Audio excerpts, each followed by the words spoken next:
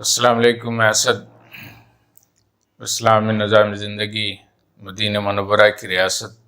کے قیام کی جدوجہد جاری ہے. نبی اکرم صلی اللہ علیہ وسلم نے وہاں مدینہ کے شمال میں ایک بڑی طاقت جو خیبر میں یہود کی تھی اس کو زیر نگیں کیا، اور اس کے بعد جب فارغ ہوئے تو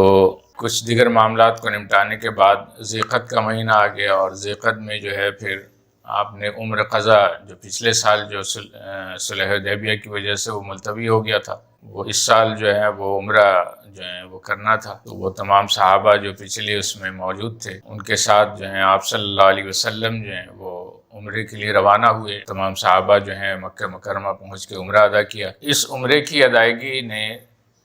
دو شخصیت کے اندر جو ہے ایک بڑی تبدیلی پیدا کی جو اب تک مسلمان نہیں ہوئے تھے، اور یہ دونوں اپنے اعتبار سے بڑے جنگجو لوگ تھے. ایک خالد بن ولید مشہور سبالہ سالار، اور ایک ابو العاص رضی اللہ تعالیٰ. یہ لوگ جو ہیں جب نبی اکرم صلی اللہ علیہ وسلم اور صحابہ کو عمرہ اور طواف کرتے ہوئے دیکھا تو انہیں یقین ہو گیا کہ وہ جس مذہب کی پیروکاری کر رہے ہیں وہ اصل مذہب نہیں ہے، اور ہم جھوٹے خداؤں کی جو ہیں وہ تابعداری کر رہے ہیں. اور اگر ایسا نہ ہوتا تو یہ لوگ مسلمان جو ہیں وہ اتنے کامیاب نہیں ہوتے کہ آج ہماری موجودگی کے باوجود جو ہیں اور تمام رکاوٹوں کے باوجود جو ہیں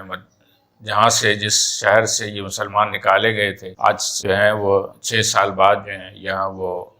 پوری شان سے جو ہیں وہ عمرہ کر رہے ہیں. تو آپ صلی اللہ علیہ وسلم کے عمرے سے واپسی کے بعد یہ صاحبان جو ہیں وہ اپنے اپنے طور پر جو ہیں وہ مدینہ منورہ پہنچی اور انہوں نے اسلام قبول کیا. اس دوران جو ہے نبی اکرم صلی اللہ علیہ وسلم نے یہ جو 8 ہجری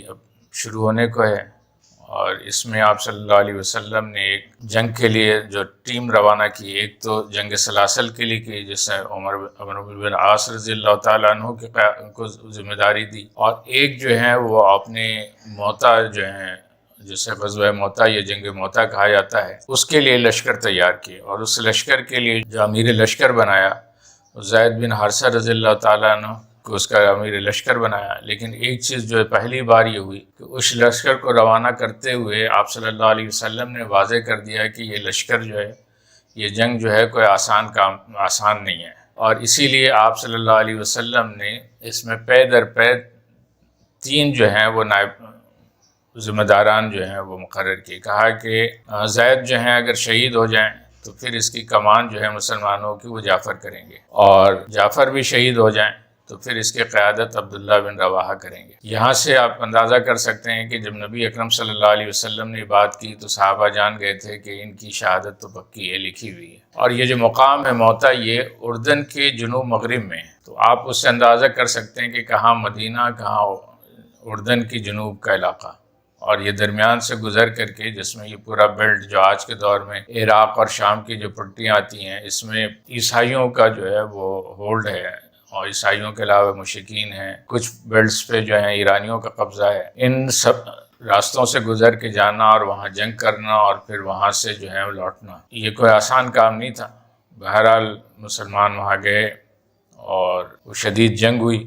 اس جنگ میں جیسا کہ آپ صلی اللہ علیہ وسلم نے فرمایا تھا حضرت زید جو ہیں وہ شہید ہو گئے. پھر جنگ کی قیادت جو ہے حضرت جعفر رضی اللہ تعالیٰ عنہ کا، یہ حضرت علی کے بڑے بھائی تھے، اور یہ جعفر ابن ابی طالب ہیں. لیکن آپ جنگ کے دوران چونکہ آپ کے دونوں بازو جو ہیں وہ کٹ گئے تھے، اس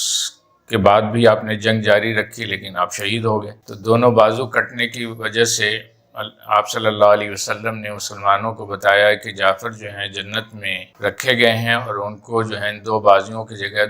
2 پر عطا کیے گئے ہیں جس سے وہ جنت میں جو ہے وہ پرواز کر سکتے ہیں. تو اس کی وجہ سے ان کو جعفر طیار کہا جاتا ہے. پھر تیسری جو ہے آپ کی شہادت کے بعد ابن رواحہ جو ہیں انہوں نے قیادت کی، وہ بھی شہید کر دیے گئے. تو دوران جنگ ہی جو ہے مسلمانوں نے کے اندر ظاہر ہے کہ وہ اتنی دور اور بہت تھوڑے سے لشکر کے ساتھ لڑ رہے تھے، تو انہوں نے آپس میں ہی دوران جنگ ہی جو ہے ایک دوسرے کو آواز دے کر کے اپنے جو ہے وہ قائد کے انتخاب کا جو ہے وہ اعلان کیا. اور سب کی جو ہے رائے اور مشورے کے بعد، یعنی آپ سوچیں کہ وہ کتنے ویل ڈسپلین اور کتنے میچور لوگ تھے کہ جنگ جاری ہے، تلوار چل رہی ہے، اور اسی دوران جو ہے وہ آپس میں مشورہ بھی کر رہے ہیں، ڈسکس بھی کر رہے ہیں، اور پھر جو ہے اس نتیجے میں بھی پہنچ رہے ہیں کہ ہماری قیادت جو ہے خالد بن ولید کریں گے، اور پھر خالد ولید جو ہیں وہ آگے بڑھیں اور اپنے انداز سے انہوں نے جو ہے اس لشکر کی قیادت کی۔ خالد بن ولید جو ہیں وہ دیکھ چکے تھے کہ ہم جتنی تھوڑی تعداد میں ہیں اور 3 ہمارے جو ہیں جید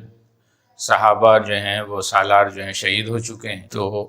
ہمارا جو ہے وہ یہاں زیادہ تر ٹکنا جو ہے وہ ہمارے لیے ممکن نہیں ہے۔ لہٰذا جو ہے وہ آپ نے ایک جنگی تدبیر اختیار کی اور خود جو ہے وہ شامی لشکروں کو جو ہے وہ پوری قوت سے جو ہے روکتے رہے، اور آپ کی قوت کا اندازہ یہ کریں کہ آپ کی متعدد تلواریں ٹوٹی ہیں۔ بعض روایت میں آتا ہے کہ 7 تلواریں آپ کے ہاتھ سے اس دن ٹوٹی ہیں۔ ایک بڑی تعداد میں ٹوٹنا آپ کو اندازہ کر سکتا ہے کہ خالد جو ہیں کتنی طاقت سے لڑ رہے تھے، اور یہ اس لیے لڑ رہے تھے کہ اس دوران جو ہیں آپ نے اپنے لشکریوں کو یہ ہدایت دے دی تھی کہ وہ دھیرے دھیرے پیچھے ہٹنا شروع کریں۔ تو خالد جو ہے وہ مخالف فوج کو جو ہے وہ پوری قوت سے روک رہے تھے، ان کے جو بھی آگے بڑھتا اس کے سرتن سے جدا کر رہے تھے، اور اپنے لشکر کو وہ پیچھے کرتے ہوئے آ رہے تھے۔ اور جب وہ پیچھے ہٹنا شروع ہوا تو مخالفین نے یہ سمجھا کہ یہ کوئی جنگی حکمت عملی ہے، اور وہ جو ہیں وہ مسلمان پیچھے ہٹ کر کے وہ کوئی نئے سرے سے وار کریں گے۔ لہٰذا جو ہے مخالفین جو ہیں وہ